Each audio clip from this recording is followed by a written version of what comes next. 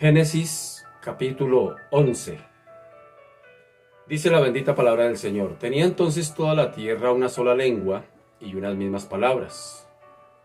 Y aconteció que cuando salieron de oriente, hallaron una llanura en la tierra de Sinar y se establecieron allí. Y se dijeron unos a otros: vamos, hagamos ladrillo y cosámoslo con fuego. Y les sirvió el ladrillo en lugar de piedra y el asfalto en lugar de mezcla. Y dijeron: vamos, edifiquémonos una ciudad y una torre cuya cúspide llegue al cielo, y hagámonos un nombre, por si fuéremos esparcidos sobre la faz de la tierra. Génesis capítulo 11, versículo 5. Y descendió Jehová para ver la ciudad y la torre que edificaban los hijos de los hombres. Y dijo Jehová: he aquí el pueblo es uno, y todos estos tienen un solo lenguaje, y han comenzado la obra, y nada les hará desistir ahora de lo que han pensado hacer. Ahora pues, descendamos, y confundamos allí su lengua, para que ninguno entienda el habla de su compañero. Así los esparció Jehová desde allí sobre la faz de toda la tierra, y dejaron de edificar la ciudad. Por esto fue llamado el nombre de ella Babel, porque allí confundió Jehová el lenguaje de toda la tierra, y desde allí los esparció sobre la faz de toda la tierra. Génesis capítulo 11, versículo 10.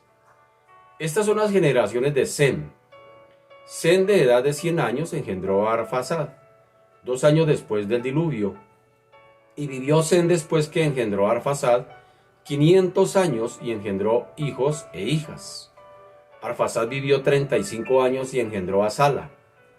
Y vivió Arfaxad después de que engendró a Sala 403 años, y engendró hijos e hijas.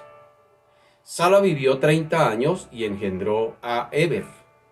Y vivió Sala después de que engendró a Eber 403 años, y engendró hijos e hijas.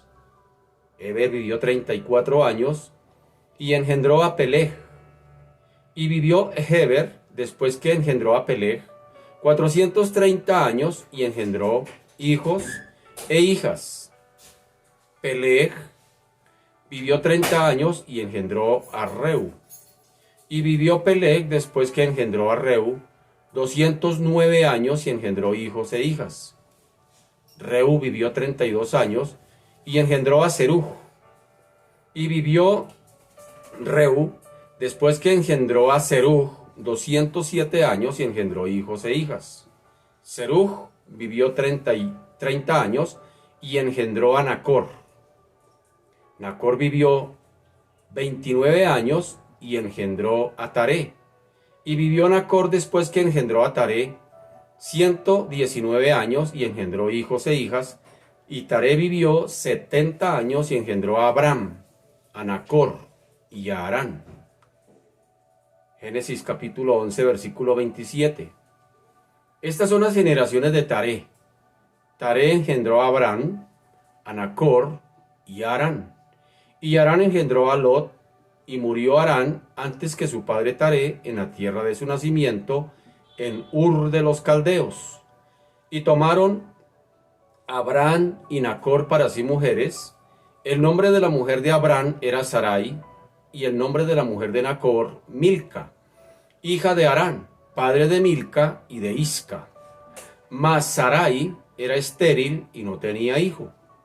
Y tomó Taré a Abram su hijo, y a Lot hijo de Harán, hijo de su hijo, y a Sarai su nuera, mujer de Abram su hijo, y salió con ellos de Ur de los Caldeos para ir a la tierra de Canaán. Y vinieron hasta Harán, y se quedaron allí. Y fueron los días de Taré 205 años, y murió Taré en Harán. Génesis capítulo 11, versículo 1 al versículo 32. Muy buenas noches tengan todos ustedes, sean muy bienvenidos a esta cita de los lunes. Escuela Bíblica en Casa, estudio sistemático del primer libro de la Biblia, el Génesis.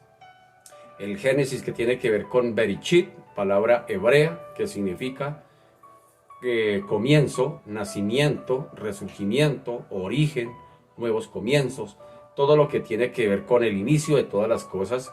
y estamos desarrollando nuestro capítulo 11. La semana pasada hablamos de uno de los temas del capítulo 11 y fue sobre la construcción de la Torre de Babel, que está entre el versículo 1 y el versículo 9. Ya la semana pasada lo estudiamos. Y hay un segundo tema que es la descendencia desde Sem, hijo de Noé, hasta Abraham, cuya descendencia vendría el Mesías, nuestro Señor Jesucristo, desde el versículo 10 hasta el versículo 32. Así que a partir del versículo 10 entramos en la otra sección de este capítulo 11. Y como ya dije, tiene que ver con la descendencia de todo el linaje de donde vendría nuestro Señor Jesucristo, de la descendencia de Adán.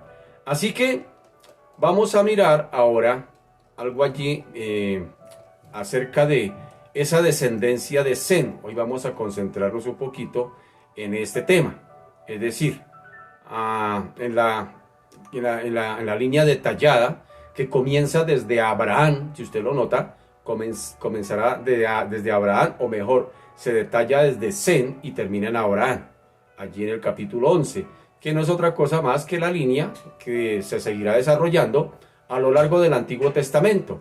Recuerde que el Antiguo Testamento, hemos dicho en otras ocasiones, que el Antiguo Testamento tiene que ver con el propósito o los planes o la preparación, mejor digámoslo de esta manera, la preparación del plan de salvación de Dios para los seres humanos. Entonces vamos a desarrollar aquí a partir del versículo 10, y ya como bien ustedes notaron, hemos nombrado todos los hijos e hijas, y algo muy especial es que encontramos la expresión engendró, precisamente cada uno de estos nombres que hemos nombrado, y algo que encontramos allí es que cada uno dice engendró hijos e hijas, engendró hijos e hijas. Es decir, esta expresión se repite en todos estos descendientes de Sem. Otro detalle, si usted lo notó, vimos que nos habla de los años en los cuales vivió cada uno de estos personajes, y en la medida que iba avanzando el tiempo, la edad iba decreciendo, es decir, se iba disminuyendo. Bien, ese es otro detalle. Voy a leer acá simplemente los nombres de los íconos o los principales de los descendientes de Sem. No voy a detenerme otra vez a nombrarlos uno por uno, sino voy a nombrar simplemente los principales, es decir, los personajes principales de la descendencia de Sem. Comienza el versículo 10 hasta el versículo 26 y dice el versículo 10. Dice, estas son las generaciones de Sem. Sem, de edad de 100 años, engendró a Arfaxad. Entonces, lo primero que se nota es que habla de Sem, luego de Arfaxad. Tercero se habla de Sala, ya nombré todos los hijos e hijas de cada uno de ellos. Después se nombró a Eber, luego a Peleg, a renglón seguido allá a Reú en el versículo 18, y en el versículo 20 se nombra a Serug, en el versículo 21 se nombra a Nacor, y en el versículo 24 se hace una pequeña explicación de aquellos descendientes. Dice, Nacor vivió 29 años y engendró a Taré. Vamos allá, vayamos teniendo en cuenta especialmente estos últimos nombres. Taré. Y vivió Nacor después que engendró a Taré 119 años. Y engendró hijos e hijas. Y Taré vivió 70 años y engendró a Abraham. ¿Sí? Ahí está el personaje conocido. A Abraham, a Nacor y a Harán. Es decir, Taré engendró 3 hijos acá importantes. Dice, estas son las generaciones de Taré. Taré engendró a Abraham, a Nacor y a Harán. Y Harán engendró, agárrese duro, a Lot. Entonces ya vamos agarrándonos allí de personajes que son más conocidos para nosotros. Hasta aquí, o aquí vemos cómo la línea de Sem, digámoslo de esta manera, se ha ido desarrollando a través de Arfaxad. Dice, Sem engendró a Arfaxad, y de ahí para adelante viene una descendencia de personajes que terminan definitivamente en Lot. Bueno, el personaje principal es Abraham. Sin embargo, nos dan un poquitico más en detalle y termina diciendo de Abraham, Nacor y Harán. Y Harán, que es un hermano de Abraham, o de Abraham en este caso, engendró a Lot. Todos estos personajes los vamos a necesitar, tenerlos en mente para lo que vamos a seguir desarrollando de aquí a partir del capítulo 12. Así que aquí vemos que esa línea de Zen se va desarrollando a través de Arfaxad, como ya lo dije, hasta llegar a un personaje clave que es Taré, culminando en Abraham, su hijo, es decir, Taré es el padre de Abraham.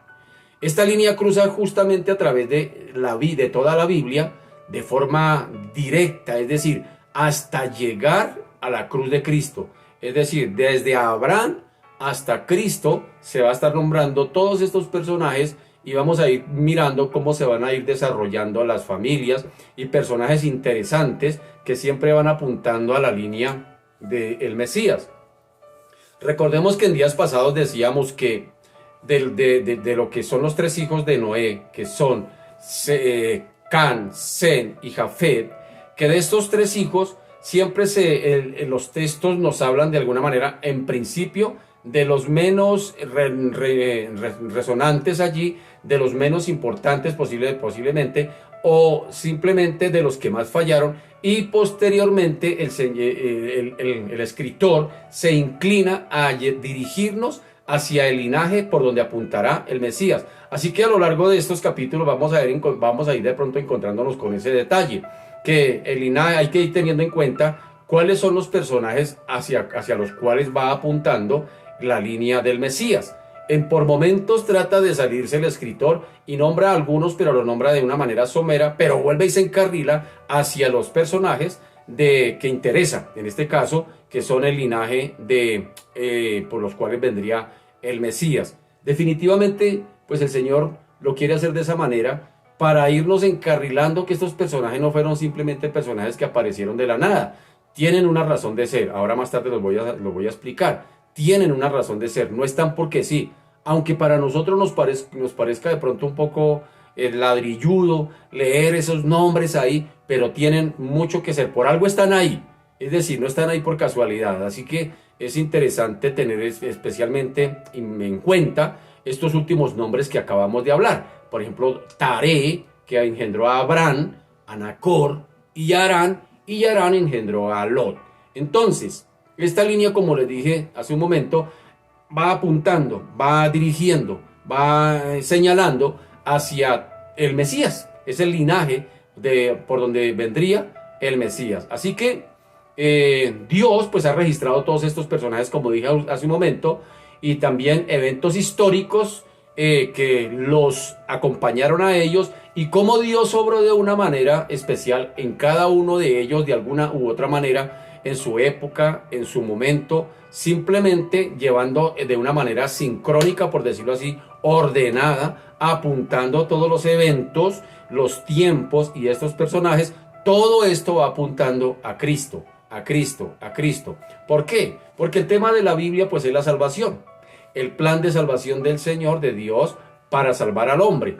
Y como decían hace un momento, todo el Antiguo Testamento pues no es otra cosa más que la preparación para esa salvación. Cuando llega Jesús en escena, pues empiezan a ver los relatos que nos cuentan de la vida de Jesús, que conocemos como los evangelios.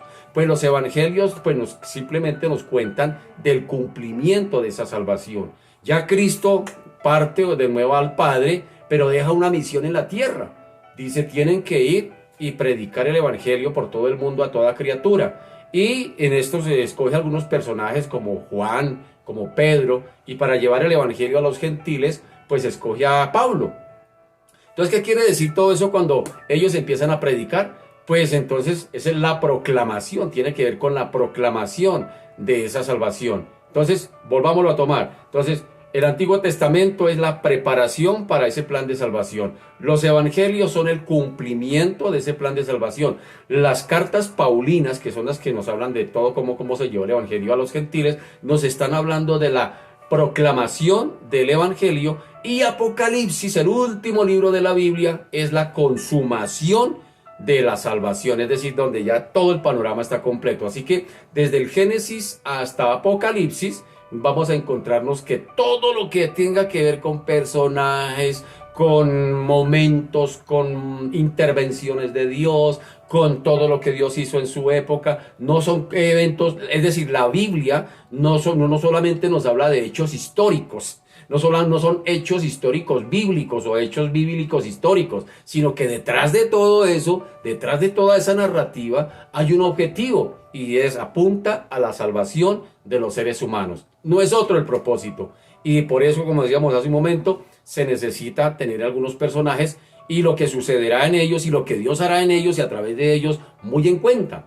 Y siempre con la concepción de que todo está apuntando a Cristo, a Cristo, a Cristo. Así que esta línea que estamos leyendo acá, pues cruza justamente a través de la Biblia de forma directa apuntando desde Abraham hasta llegar a Cristo. Hasta allá nos va a llevar todos estos eventos. Bueno, ahora como datos preliminares para comprender asuntos esenciales para nosotros, vemos, como dije hace un momento, todos esos hechos que se van a ver, hechos históricos como el cautiverio del pueblo de Israel en Egipto. Todo eso tiene que ver con Cristo, todo tiene que ver, de una u otra manera nos apunta a eso. Hay que mirar, aunque hago la claridad, que en el Antiguo Testamento usted no va a encontrar la palabra ni Cristo, ni Jesucristo, ni Jesús, ni nuestro Señor Jesucristo. Usted no va a encontrar esa palabra explícita, pero implícitamente todo está apuntando a Cristo. El tabernáculo, todo lo que tenía, la ley está apuntando a Cristo, todos los eventos del Antiguo Testamento. Por eso se nos hace interesante, porque hay quien dice, ay, es que a mí no me gusta leer el Antiguo Testamento porque eso ya pasó de moda. Ahora estamos bajo la gracia, leamos nomás de la vida de Cristo, la vida de Jesús, que es tan chévere. No, mi querido, para poder entender precisamente el Nuevo Testamento se requiere conocer el Antiguo. Aunque, como repito, hay algunos textos donde hay personajes que a veces son como ladrilludos de interpretar, de leer. Sin embargo, es necesario tenerlos en cuenta, tener en cuenta las fechas, tener en cuenta los tiempos, tener en cuenta todo eso, porque nos va colocando, nos va ubicando dentro del plan y del marco del plan de salvación que Dios tiene para los seres humanos. Bueno, avancemos. Así que Dios ha demostrado que el hombre, definitivamente, con todo esto que he acabado de decir, que la Biblia traza, toda la Biblia traza el plan de salvación de Dios, es porque sencillamente Dios está demostrando y le está demostrando al ser humano que es un hombre pecador. No es otra más la razón. El Señor, desde el huerto del Edén, allá con Adán y Eva, cuando se quisieron poner hojas de higuera, se quisieron tapar, cubrir su vergüenza, el Señor dijo, no, mis queridos, ustedes son pecadores y ustedes, por más esfuerzos que hagan para tratar de justificarse delante de mí, van a ser insuficientes. Y recordemos que desde el Génesis ya el Señor dice que los cubrió con pieles de ovejas. Eso apunta a Cristo, ¿sí nota? Apunta a Cristo. ¿Por qué? Porque para poderlos cubrir a Adán y a Eva con pieles de ovejas, pues con pieles de animales, perdón, pues para poder colocarle la piel, pues tuvo que haber habido un sacrificio. Un sacrificio, tocó sacrificar el animalito para quitarle la piel y poderlos cubrir. Así que mire que ya se está hablando de Cristo. De hecho, Génesis 3, capítulo 3, versículo 15, ya se está hablando de la simiente, es decir, de Cristo. Ya está empezando a darnos luz acerca de eso. Entonces, por eso es interesante tener ese detalle en mente cada vez que usted y yo leamos el Antiguo Testamento. Bien, así que como dije hace un momento, lo que Dios quiere definitivamente mostrar con todo esto no es para impresionarnos cómo fue que abrió el mar rojo en dos, no es para impresionarnos cómo cayó un diluvio y Noé fue el instrumento, no es para informarnos de acontecimientos históricos, como dije hace un momento, sino es propiamente para mostrarnos todo lo que Dios ha hecho para salvarlo a usted y para salvarme a mí. Todo ha sido de alguna manera preparado, orquestado por Dios mismo, y todo apunta a eso, a salvarnos a nosotros. Mire qué tremendo, qué interesante, que Dios no se ha movido por casualidad, ni se ha movido por ocurrencia. Todo lo que Dios ha hecho tiene un propósito, tiene un fin, es el de salvar a los seres humanos. Así que, ¿y por qué los quiere salvar? Porque también les quiere mostrar de paso, pues, que el ser humano es pecador, que el ser humano le está demostrando al ser humano que el ser humano no se puede salvar por sí mismo. A lo largo de toda la escritura le está diciendo que le ha faltado al Señor en cumplir las demandas de lo que las leyes morales de Dios exige, y que el hombre está en rebeldía delante de Dios y que se ha desviado de sus propios caminos y que se ha apartado de Dios. Es decir, el Señor no solamente está buscando cómo salvar al hombre, sino que además de buscar salvarlo, también le está mostrando al hombre que es pecador, que necesita un Salvador, que se ha apartado de Dios. Por ejemplo, el incidente de Caín y Abel, hemos comprobado en ese incidente que Caín no pudo reconocer que era pecador. No pudo. Es decir, en él pudimos ver las evidencias definitivamente del orgullo humano. Y antes del diluvio, Dios mismo, antes del diluvio, Dios mismo dictaminó cuál era la condición o el estado de la naturaleza humana, del ser humano. ¿Cómo nos vio Dios? ¿Cómo vio Dios la raza humana? Allá en Génesis capítulo 6, Él ya dio un dictamen acerca de cómo es el carácter de la naturaleza humana. Y mire lo que dijo. Vio Jehová que la maldad de los hombres era mucha en la tierra, y que todo designio de los pensamientos del corazón de ellos era de continuo solamente el mal. Si nota, el ser humano, moral y espiritualmente, somos malos. No hay bueno ni aun uno, dijo el Señor allá en Romanos, dijo Pablo. No hay nadie que diga, es que yo soy tan buena papa, soy tan buen trabajador, soy tan buen empresario, soy tan buen marido, soy tan buena esposa, soy tan buen hijo, soy tan buen padre. No hay nadie que moralmente delante de Dios se pueda parar y decir, papito, yo sí soy buena persona. Nadie. El mismo Señor, menos mal que esto lo dijo el mismo Señor. En Génesis capítulo 6, retíñalo allá, dice Génesis capítulo 6, versículos 5 y 6, dice, vio Jehová que la maldad de los hombres era mucha en la tierra, y que todo designio de los pensamientos del corazón de ellos era de continuo solamente el mal. Y se arrepintió Jehová de haber hecho al hombre en la tierra, y le dolió en su corazón. ¡Qué tremendo! ¡Qué tremendo! Los seres humanos estaban ciegos a su necesidad de Dios. Se creían suficientes, y hasta el día de hoy el ser humano se cree suficiente, que no necesita a Dios. Son sordos ante sus demandas, como muertos para Dios en sus delitos y pecados, como bien dice en Efesios capítulo 2. Dice que Él nos dio vida cuando estábamos muertos sin delitos y pecados. Y aún así, Dios le llamó. Dios los invitó por medio de Noé, antes del diluvio, estoy hablando antes del diluvio. Los llamó, los invitó, les dio una oportunidad, pero ellos despreciaron esa invitación y permanecieron en su situación y en su actitud de pecado, en su actitud de rebeldía contra Dios. ¡Qué tremendo! Que el Señor tuvo que permitir que definitivamente esa primera raza pues fuera anegada por agua. Dice que llegó el diluvio y se lo llevó a todos. No quedaron sino Noé, sus 3 hijos, su esposa y sus 3 nueras. 8 personas. Y sin embargo, después del diluvio, como ya vimos en días anteriores, salieron a un mundo nuevo, una tierra nueva posiblemente, un nuevo panorama, una nueva situación. Pero había algo que no estaba nuevo en ellos. Tenían la vieja naturaleza, algo que no cambió en ellos. El cambio que ellos pudieron ver, cambios externos. Oiga, ¿dónde están las montañas que antes estaban? Ya no están aquí. Ahora todo el panorama, yo creo que inclusive nos atrevemos a creer que geográficamente después del diluvio, muchas cosas cambiaron. Y tal vez Noé, cuando salió con su gente allá del arca, se dieron cuenta de que todo era nuevo. Pero también se vio la evidencia de que había algo que estaba en ellos que no era nuevo. Su carácter, su naturaleza. Y evidencia de eso se vio cuando Noé se embriaga y cuando sus hijos, especialmente en este caso Can, pues ya conocimos la historia y la leímos cómo Noé tuvo que maldecirlo porque vio su desnudez. Tal vez posiblemente Can se burló de él y llamó a los otros hermanos para decirle, mire el oso que está haciendo mi papá. Posiblemente cosas de ese tipo. Entonces ahí se evidenció Y a partir de ahí nos dimos cuenta hasta la Torre de Babel, después del diluvio, que los incidentes allí pues continuaron, que la naturaleza humana pecaminosa continuó. Vimos cómo los hombres continuaron en su abierta rebeldía contra Dios.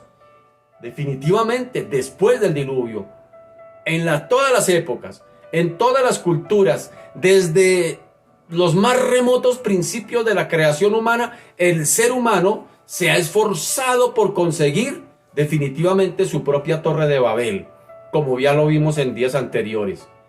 Y es normal definitivamente que esta naturaleza carnal, física y débil, esa naturaleza humana infectada por el pecado, se halle en rebelión, hasta el día de hoy, en rebelión abierta contra Dios. Hasta el día de hoy la gente no quiere saber de Dios, quiere sacar a Dios de sus vidas, no quieren compromisos con Dios, quieren las bendiciones de Dios, quieren que Dios les bendiga, que Dios los guarde, que Dios los ayude, pero no quieren compromisos con Dios. Quieren seguir en sus pecados, quieren seguir dando rienda suelta a su naturaleza carnal que les dicta hacer lo que se les antoja, sin Dios. Así que esa naturaleza humana pues se halla en rebelión abierta contra Dios. ¡Qué tremendo! Y a pesar inclusive de las apariencias, de la religiosidad, de la indiferencia, de esa aparente seguridad de los seres humanos, de esas buenas intenciones por querer pretender ser, mostrarse buena persona, buena en relación con Dios, agradarle a Dios. A pesar de todo eso, del costumbrismo inclusive, el ser humano se ha acostumbrado a vivir sin Dios, creyendo que puede solo y que continúa separado de Dios, puede hacer muchas cosas, y se jactan, y cada día la jactancia del orgullo humano de creer que sin Dios ha logrado grandes cosas. Se ha acostumbrado a las circunstancias de la vida sin Dios. Y hay muchos seres humanos inclusive que en su interior están en una actitud de rebelión abierta hacia Dios. Cada uno se encuentra prácticamente en su propia construcción. Cada uno en su mundo, como dijo por ahí Héctor Lavoe, cada cabeza es un mundo. Sin embargo, cada uno está en su mundo construyendo su propia Torre de Babel, mirando y buscando la forma de alguna manera reconocer que hay un Dios, pero que le agrado a ese Dios a mi manera.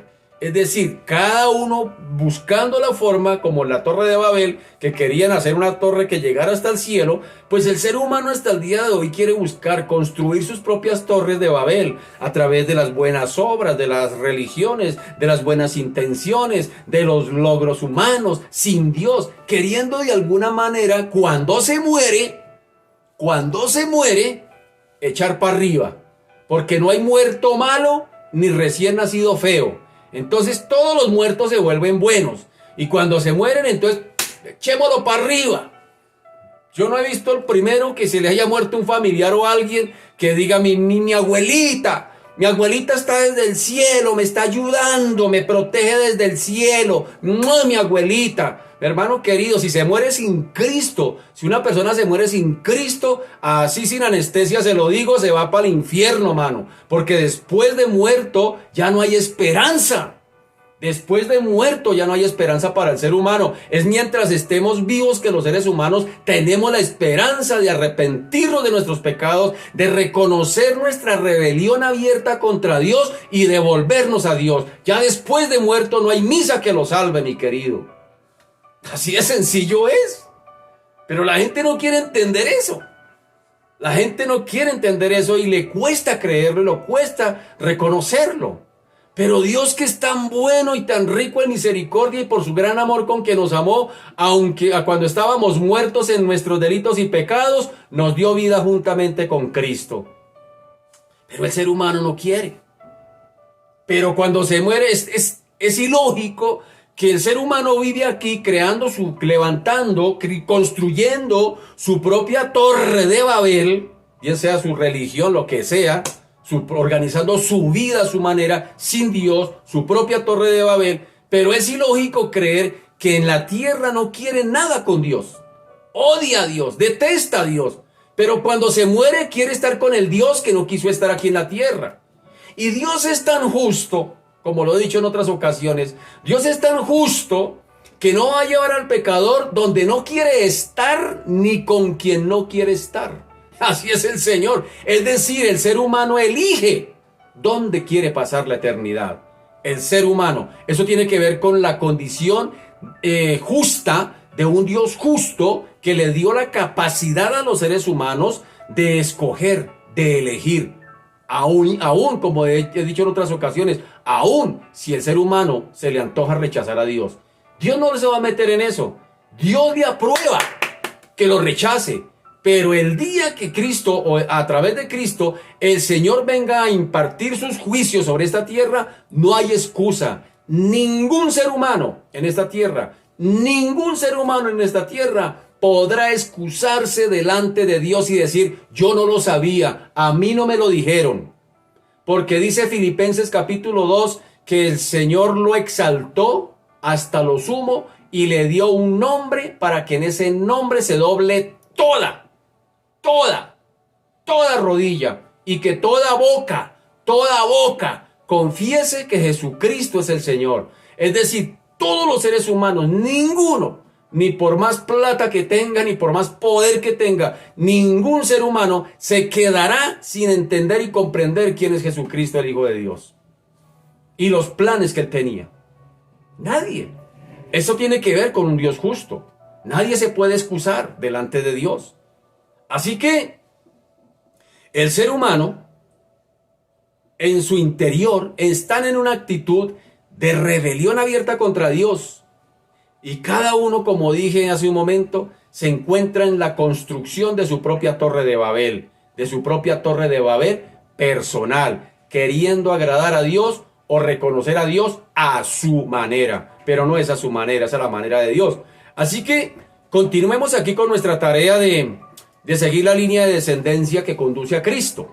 Continuemos con esa tarea que estamos haciendo, con el estudio que estamos haciendo, de seguir con la línea de descendencia que nos conduce a Cristo.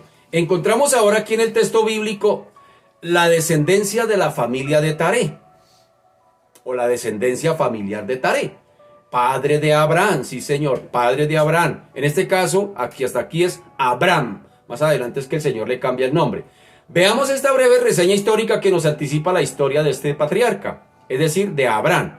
Verso 27 dice, estas son las generaciones de Taré. Taré engendró a Abraham, a Nacor y a Harán. Y Harán engendró a Lot. Y murió Harán antes que su padre Taré en la tierra de su nacimiento, es decir, en Ur de los Caldeos. Verso 29. Y tomaron a Abraham y Nacor para sí mujeres. El nombre de la mujer de Abraham era Sarai, y el nombre de la mujer de Nacor, Milca, hija de Harán, padre de Milca, de Isca. Verso 30. Mas Sarai, si nota cómo se va llevando hacia la línea del Señor. Mas Sarai era estéril y no tenía hijo. Y tomó Taré a Abraham, su hijo, y a Lot, hijo de Harán, hijo de su hijo, y a Sarai su nuera, mujer de Abraham, su hijo, y salió con ellos de Ur de los Caldeos para ir a la tierra de Canaán. Y vinieron hasta Harán y se quedaron allí. Y el verso 32 nos dice, y fueron los días de Taré 205 años, y murió Taré en Harán. Así que es precisamente en este pasaje bíblico que se cierra la primera de las dos secciones en las que se divide el libro del Génesis. Yo no sé si me acuerdo que sí, al comienzo del estudio de Génesis les compartí que este libro se divide en dos secciones. Es decir, se produce un giro importante acá. Es decir, la primera parte del libro del Génesis, recordémoslo, la primera parte del libro pues abarca los primeros 11 capítulos. Y la segunda parte de este libro abarca los restantes 39 capítulos. En los primeros 11 capítulos cubren un periodo de 2000 años. ¿Sí nota? Es decir, los primeros 11 capítulos, es decir, hasta donde vamos, hemos llegado al capítulo 11. Estamos en el final del capítulo 11. Así que hemos hablado de una narrativa de 2000 años desde la creación hasta Abraham. Sí, señor. Mientras que los 39 capítulos restantes, es decir, del capítulo 12 hasta el capítulo 50, que es el último capítulo del Génesis, cubren solamente un periodo de 350 años aproximados. Aproximados. Recuerde que las fechas, cifras en la Biblia son aproximaciones. Porque no se vaya a poner a discutir si son 305, 400. No, hermanos, son aproximaciones. Siempre tenga en cuenta ese detalle. En la Biblia, cifras, edades, números, son aproximaciones, no son cifras exactas. Entonces, aproximadamente los primeros 11 capítulos hablamos de un periodo desde la creación hasta Abraham, un periodo más o menos de 2000 años. Y aquí a partir del capítulo 12, que vamos prontamente a estudiar, a partir del capítulo 12 hasta el capítulo 50, va a haber un periodo aproximado de 350 años. Los primeros 11 capítulos registran 4 grandes acontecimientos. Muy bien, usted ya se acordó de ellos. La creación, capítulos 1 y 2. La caída del ser humano, capítulos 3 y 4. El diluvio, muy bien, capítulos 5 al 9. Y la Torre de Babel, que fue lo que vimos la semana pasada, capítulos 10 y capítulo 11. Y en esta segunda parte del libro, es decir, del capítulo 12 hasta el 50, conoceremos grandes personajes. De aquí en adelante ya no va a hablar de pueblos ni de naciones, ahora se va a hablar prácticamente personajes. Es decir, se va a hablar de personajes cuyas historias se relatan y en ocasiones de manera más detallada, de forma más detallada. Por ejemplo, Abraham, el primer patriarca, el hombre de la fe, será el tema entre los capítulos, ojalá que esté tomando nota, será ese tema entre los capítulos 12 hasta el 23, vamos a estar hablando de Abraham. De Abraham en el comienzo y después el Señor miraremos cómo le va cambiando el nombre a Abraham, lo mismo que a Sarai. El comienzo es Sarai, después se lo cambia a Sara. Eso lo vamos a ir desarrollando entre el capítulo 12 hasta el capítulo 23 de este libro de Génesis. En segundo lugar, estudiaremos acerca de su hijo. ¿Quién es el hijo? Isaac, sí señor. De Isaac, el hijo amado, el hijo de la promesa, el hijo del linaje, entre los capítulos 24 y 26. Y en tercer lugar, estudiaremos la historia de Jacob. Y Jacob, déjeme decirle que Jacob, es el ejemplo de a quien el Señor disciplina porque lo ama. Es decir, Jacob fue disciplinado. El Señor tuvo que ponerle allí una situación. Usted lo recuerda por allá cuando eso lo vamos a ir estudiando, cómo le descoyuntó la cadera por ahí, algo así. Entonces, eso lo vamos a ver entre el capítulo 27 hasta el capítulo 36. La historia de Jacob, el tiempo de Jacob. Y finalmente, como cuarto lugar, examinaremos la vida de José. Sí, señor, la vida de José y en sus experiencias de sufrimiento, de rechazo inclusive, y, ¿por qué no decirlo también? De gloria. Entre los capítulos 37 hasta el capítulo 50 cerramos ya con la muerte de José. Entonces, ahí estamos haciendo un pequeño bosquejito para irnos ubicando en lo que nos resta de aquí en adelante de este libro del Génesis. Ahora, permítame hablarle de un panorama general en cuanto a tiempos.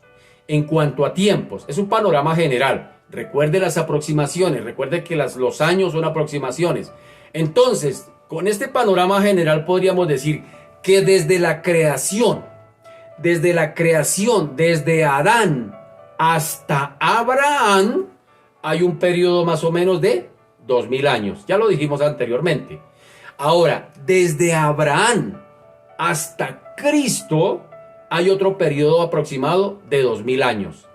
Y desde Cristo hasta nuestros días, hay un periodo que no es aproximado, 2021 años, hasta el día de hoy. Sí, señor.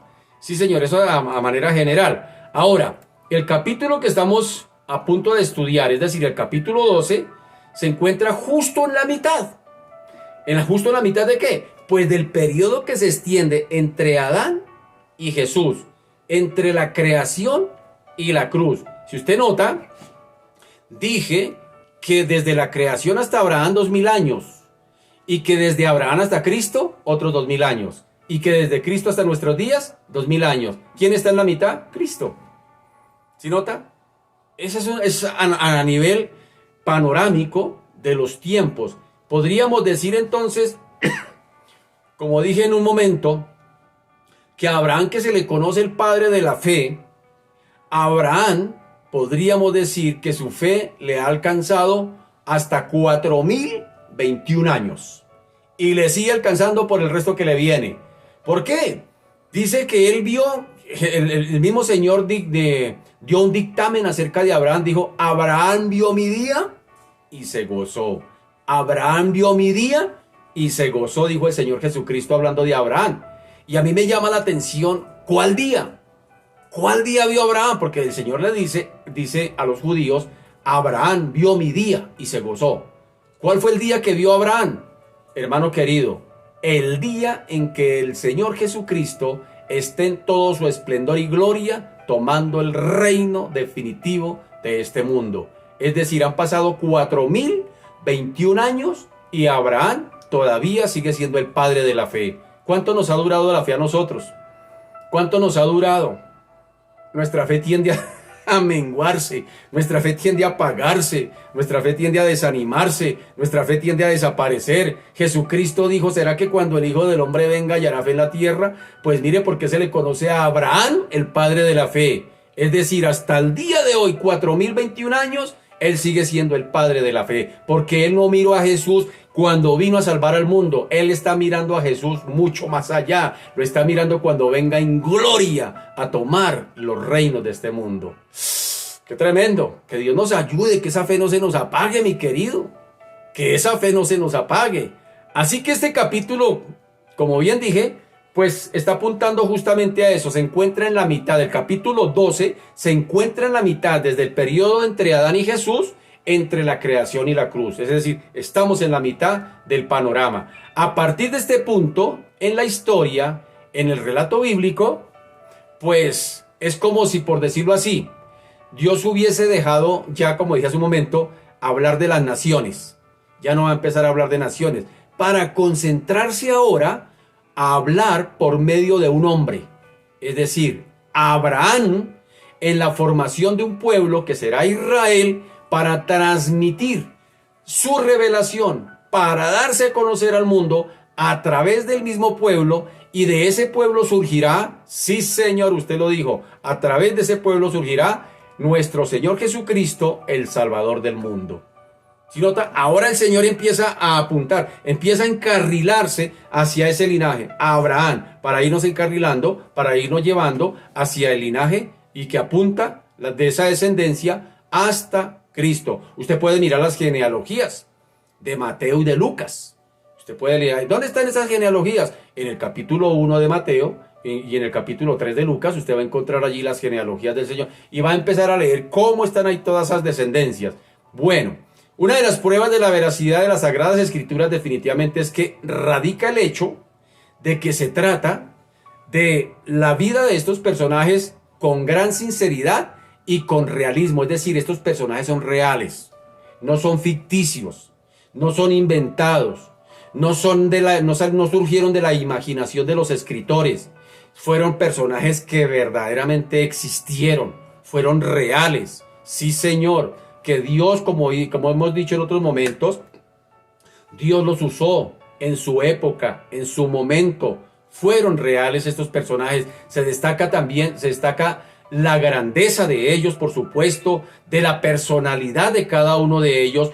Hago una claridad, no se les nombra como supergigantes espirituales, ni como ni super santos. No fueron de ese tipo. Usted va a notar a lo largo de la vida de estos personajes que fueron hombres comunes y corrientes. Es decir, se les habla de la grandeza de ellos no porque ellos fueran grandes, óigame bien, se habla de la grandeza de ellos, un Abraham, un Isaac, un Jacob, un Noé, se habla de la grandeza de ellos no porque ellos hubiesen sido grandes, fueron grandes en el sentido de que Dios sobrenatural operó en su poder sobrenatural a través de esas personas naturales. Dicho de otra manera, un Dios extraordinario obrando a través de personas ordinarias. Es decir, ellos fueron tan comunes y corrientes. Hay que tener en cuenta ese detalle para que se anime. De pronto usted dice, no, yo no soy digno de orar. Yo no soy digna de orar porque me equivoqué. Pues hermano, a lo largo de la Biblia vemos cómo Dios usó de personajes y de hombres y que quedaron plasmados en la Biblia, y el Señor permitió que quedaran sus nombres y no escondió los errores de estos hombres. Eso es lo interesante, que el Señor permitió que se mostraran tal y como son, que los escritores, en este caso Moisés, quien escribe el Pentateuco, los primeros 5 libros de la Biblia, que escribiera de Abraham, de Isaac, de Jacob, de todos, de Noé, de todos esos hombres con sus cualidades, pero también con sus errores. Así que fueron hombres reales, comunes y corrientes, mujeres reales como Sara, como Rebeca, como Agar, la esclava. Fueron mujeres reales con aciertos y desaciertos, y que el Señor permitió para animarnos a nosotros y alentarnos a nosotros, pues no a cometer los mismos errores, sino aprender de ellos para no cometerlos, pero para que nos alentemos también a entender de que hasta el día de hoy Dios sigue obrando a través de hombres comunes y corrientes, con imperfecciones. Somos vasijas rotas, somos vasijas fisuradas, somos vasijas frágiles, somos imperfectos, y sin embargo el Señor, por su misericordia y su gracia, pues permite obrar a través de vasijas de ese tipo. Entonces no busque perfección en nadie. No busque perfección en nadie, porque a veces se escucha eso. Ay, como ese es cristiano evangélico, tiene que ser perfecto. No tiene que tener margen de error, porque mire, es cristiano y lo señalamos. ¿Y cómo se ve? Se ve en nuestros días y a lo largo de la historia ese tipo de señalamientos de personas que llegamos a Cristo. Se nos exige que tenemos que ser perfectos porque somos hijos de Dios. Pero yo veo a lo largo de la Biblia y vamos a encontrar a un Abraham desfasado. Vamos a encontrar a un Isaac desfasado. Un Jacob desfasado. Hombres que cometieron errores. Una Sara, una Agar, una Rebeca. Mujeres que de la Biblia, que supuestamente uno dice, uy, qué mujeres, qué hombres, pero los vemos como en todo el esplendor de su naturaleza humana. El Señor, por eso les decía anteriormente, Él quiere recordarnos a lo largo de las líneas de la Biblia que los seres humanos somos pecadores. Él quiere recordarnos eso. Por un lado que somos pecadores y por otro lado que Él es el que nos salva. Que lo necesitamos a Él, que tenemos necesidad de Él. Eso es la Biblia. La Biblia no nos habla de religión, ni la Biblia es un libro religioso. La Biblia nos habla de un plan de un Dios creador vivo, de un Dios que crea, de un Dios amoroso, con carácter, inteligente, que sencillamente está buscando la manera de salvar a los únicos seres creados. Los únicos seres creados, óigame bien, lo repito, los únicos seres creados que le fallaron a Dios se llama el ser humano.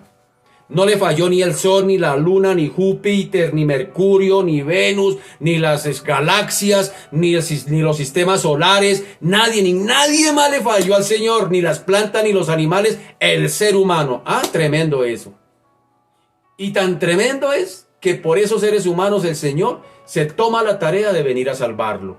Así que retomemos, como bien lo dije, en este libro del Génesis, el Señor nos va a hablar de la vida real, de personajes reales, de carne y hueso, que fueron reales, que se equivocaron, y ya lo dijimos, porque desde atrás vienen con una naturaleza infectada por el pecado que no la pudo cambiar, ni siquiera, o no se cambió ni siquiera con el diluvio. Noé, ya lo hemos hablado, salió del arca, pero salió con su vieja naturaleza. Y se evidencia a lo largo hasta el capítulo 11, cuando termina la Torre de Babel, cómo los hombres se desviaron. Y cómo en el capítulo 6 el mismo Señor dictamina que vio que los pensamientos del ser humano era de continuo solamente lo malo.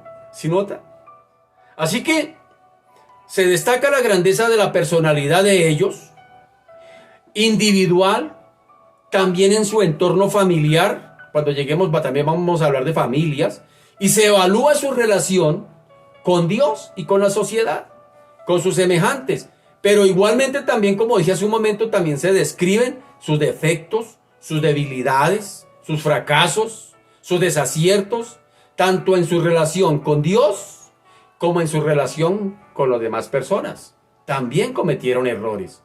Y tanto en las valoraciones positivas como en las negativas. Encontraremos valiosas lecciones para nosotros, para aplicarlas hoy, como dije hace un momento, para retomar lo bueno de ellos y aprender de ellos. Por ejemplo, un dato curioso, a mí me animó, recién convertido al Evangelio, leerme un libro acerca de la vida de Moisés, desde la Biblia, sustentado con textos bíblicos, y cómo Moisés ponía argumentos al Señor, y cómo Moisés, yo decía, oiga, y el Señor sin embargo lo usó.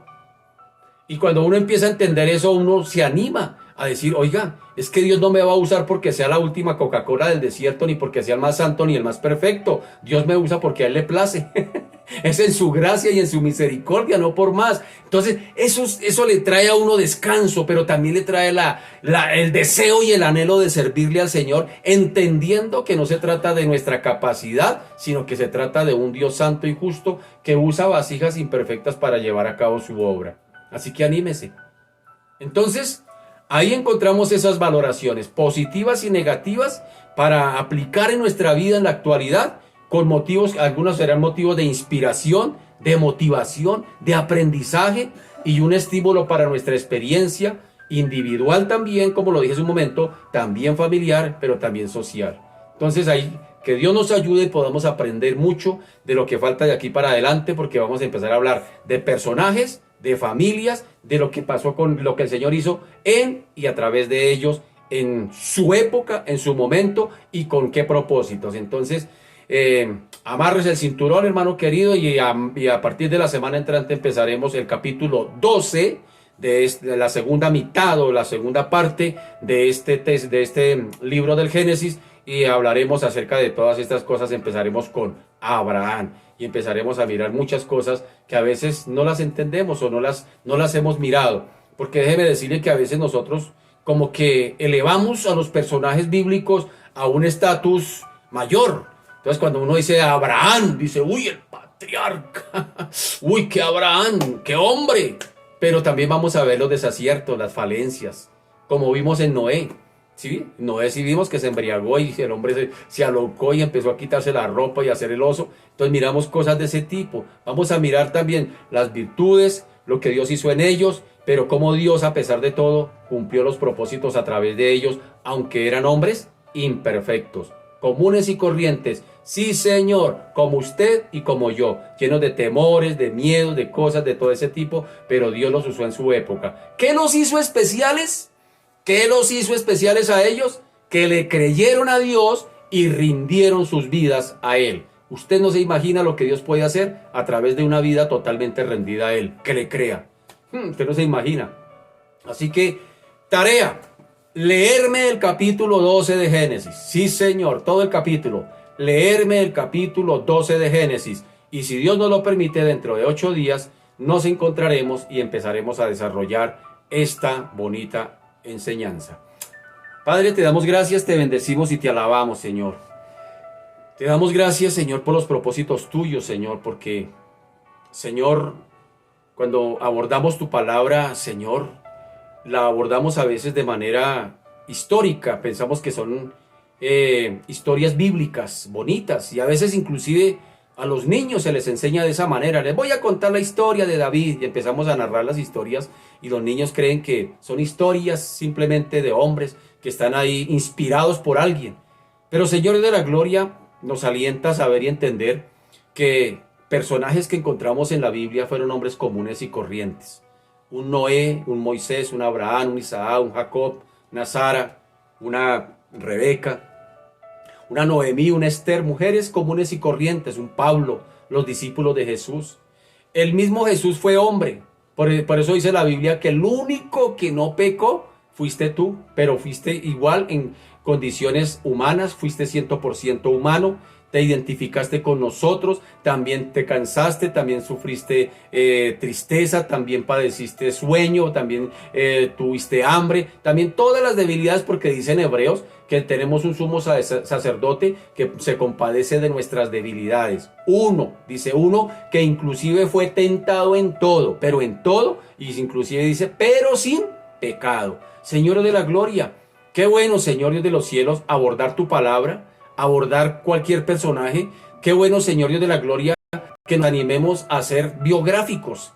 Un biográfico de Abraham, un biográfico de Noé, un biográfico, no biografías, un biográfico, un estudio biográfico de estos personajes, y podamos enriquecernos, bendito Señor, y alentarnos, ¿por qué no, Señor Dios de la gloria, a veces con algunas de nuestras frustraciones? Porque a veces nosotros pensamos que somos tan indignos de ser usados por ti, que porque fallamos, que porque nos equivocamos. Pero cuando vamos a la Biblia, Señor, no porque querramos excusarnos, vamos a la Biblia y encontramos que todos los hombres de la Biblia que están allí, y mujeres, Señor, tuvieron valor, tuvieron aciertos como desaciertos. Y podríamos decir que fueron más los desaciertos que los aciertos.